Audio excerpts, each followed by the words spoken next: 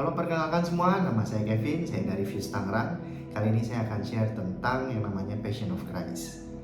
Jadi, kadang kita melewati hal-hal yang berat. Dan waktu melewatinya kita perlu tahu juga bahwa sebenarnya hal yang terjadi itu merupakan hal yang memang Tuhan izinkan untuk terjadi. Dan perlu kita percaya juga bahwa hal yang terjadi merupakan hal yang sebenarnya itu menyelamatkan kita. Kenapa menyelamatkan kita? Menyelamatkan kita mungkin dari pergaulan yang buruk. Kita waktu jalanin pergaulan tersebut kita nggak tahu kalau hal itu ternyata pergaulannya buruk. Tapi ternyata mungkin ada hal-hal di belakang kita yang kita nggak tahu tentang komunitas tersebut. Mungkin ngejelekin kita, mungkin ngomongin kita, mungkin berusaha menjatuhkan kita. Di depan kita mereka baik. Itu yang mungkin kita nggak tahu.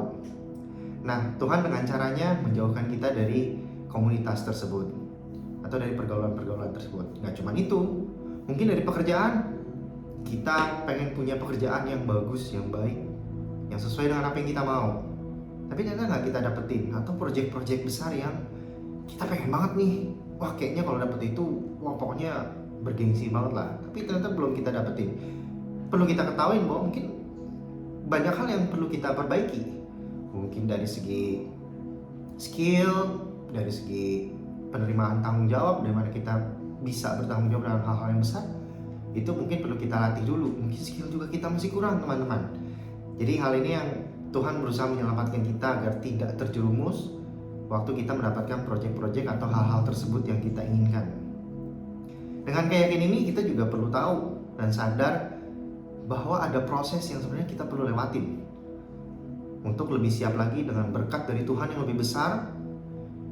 Hal ini juga mungkin akan terjadi karena Tuhan telah berkorban di kayu salib karena cintanya yang besar kepada kita semua, teman-teman.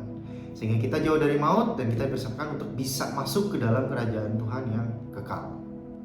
Nah, di dalam 1 Petrus 4 ayat 1-11 itu dijelaskan, Petrus mengajak kita untuk mempersenjatai pikiran kita seperti Kristus, siap menderita dan memiliki pandangan yang benar tentang kekekalan. Yesus sendiri menguatkan murid-murid dengan pandangan tentang surga dan kedatangannya yang kedua kali nanti.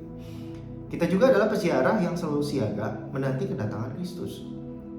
Dengan pandangan kekekalan, kita dapat mengubah cara hidup kita, memperlakukan sesama dengan lebih baik, terutama saat kita sendiri sedang mengalami yang namanya penderitaan itu sendiri. Jadi mari kita hidup dengan pandangan yang mengarah pada kekekalan. Apa sih sebenarnya maksudnya? Maksudnya adalah kita perlu melepas semua ego kita dan percaya bahwa keselamatan yang Tuhan kasih dalam setiap proses yang kita jalani, agar kita tahu apa yang Tuhan mau.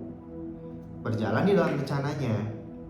Pikirannya benar, itu bisa kita dapetin dari firman-firman Tuhan yang kita baca setiap hari. Mengikuti Tuhan bukan berarti kita tidak mengalami yang namanya permasalahan atau tantangan. Tapi kita perlu siap dengan semua challenge yang bakal kita hadapin. Percaya bahwa semua challenge tersebut adalah hal yang sifatnya membangun kita semua. Proses yang kita lewati merupakan rencana Tuhan yang sudah disiapkan untuk kita jauh-jauh hari sebelum kita ada di dunia, sehingga kita bisa benar-benar bertumbuh dengan baik di dalam Kristus. Nah, dalam keseharian sebenarnya itu banyak sekali contohnya. Ambil satu nih, kita tahu kalau makan gorengan banyak-banyak itu nggak bagus buat badan kita. Ya, kita tahu mungkin sumber kolesterol, tenggorokan jadi sakit segala macem lah. Nggak bagus buat kesehatan intinya. Kita bertekad nih untuk gak makan gorengan. Tapi kebanyakan dari kita gak kuat untuk gak makan gorengan dalam jangka waktu yang panjang. Padahal itu untuk kebaikan diri kita sendiri loh. Tapi kalau alasan kita lebih besar, misalnya untuk pengen umur panjang, ya kan, jadi kita jaga baik badan kita dengan baik gitu kan. Atau kita pengen suatu saat anak-anak kita sukses, kita pengen lihat, pengen punya cucu. Atau mungkin kita punya bucket list yang panjang, yang banyak untuk luar negeri, jadi kita mau traveling. Nah, itu kan perlu tubuh yang sehat, umur yang panjang.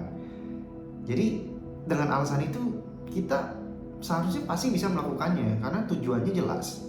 Tekad kita juga sudah jelas. Karena kita tahu tujuan akhirnya sama seperti jalan kita di dalam Kristus. Kalau kita yakin dan percaya akan ada kekekalan yang Tuhan janjikan, kita pasti akan bertahan dalam keadaan yang paling sulit sekalipun. Karena kita tahu Tuhan mengizinkan penderitaan tersebut untuk membentuk kita semakin serupa dengan Dia, dan sehingga kita boleh belajar untuk hidup bagi Dia, bukan bagi diri kita sendiri. Dan agar kita mengusahakan kehendaknya, bukan kehendak kita sendiri. Penderitaan itu nggak pernah menyenangkan. Siapa sih yang mau menderita? Gitu, nggak ada yang mau. Tapi Tuhan mengizinkannya supaya kita beroleh bagian dalam kekudusannya. Dan di dalam penderitaan, kalau kita berpaling kepada Tuhan dan datang kepadanya di dalam doa, Tuhan memiliki jalan untuk mengerjakan sesuatu di dalam penderitaan kita. Penderitaan itu membuat kita semakin bertumbuh di dalam kerohanian kita, membuat kita semakin sadar bahwa kita tidak akan pernah bisa berjalan sendiri. Kita perlu mengandalkan Tuhan, kita perlu semakin dekat dengan Tuhan. Karena keselamatan yang kekal itu hanya datangnya berasal dari Tuhan aja.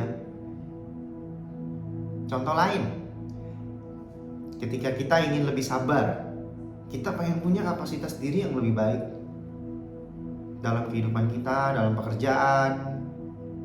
Tuhan akan izinkan hal-hal yang terjadi. Itu sebenarnya untuk melatih kita.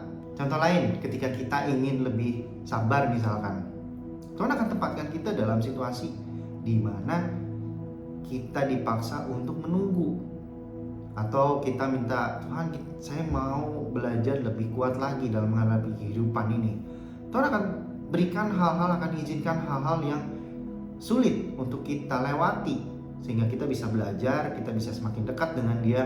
Oh, begini toh caranya. Jadi nanti ketika kita menghadapi situasi yang kurang lebih mirip, kita udah jauh lebih baik karena kita bertumbuh dan berkembang di dalam Kristus. Nah, pertumbuhan ini yang menikmati itu bukan kita sendiri aja, tapi juga orang lain. Karena hal-hal inilah yang sebenarnya Tuhan mau kita menjadi buah bagi orang lain juga. Karena pertumbuhan ini juga kalau cuma untuk diri kita, pasti kita juga akan jenuh. Kayak udahlah gitu. Tapi kalau untuk orang lain, kita pasti akan tahu, oh ini tujuannya juga untuk orang lain. Ya kita tidak akan mudah menyerah.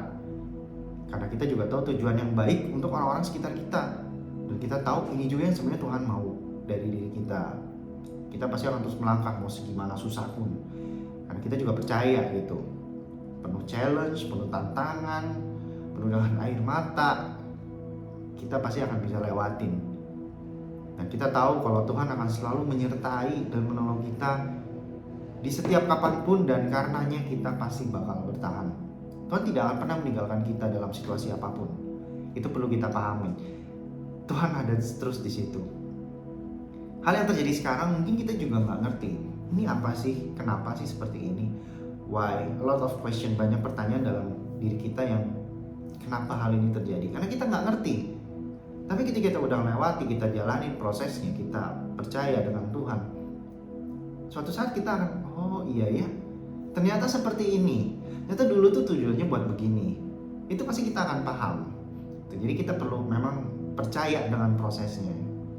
Jadi setiap orang punya musimnya masing-masing, teman-teman. Dan prosesnya juga berbeda tiap orang. Jadi hidup ini bukan balapan, bukan sprint, tapi adalah maraton. Apapun musimnya kita, apapun prosesnya kita hadapin, hendaknya lah kita selalu mengandalkan Tuhan di dalam hidup kita. Kita sertakan, percaya dan ingat selalu bahwa Tuhan kita mengizinkan hal yang menurut kita buruk untuk terjadi. Sebenarnya belum tentu hal itu buruk buat kita, tapi mungkin itu adalah hal yang benar yang terjadi dalam hidup kita, dan perlu kita lewatin untuk membentuk dan memproses kita untuk semakin serupa dengan Kristus.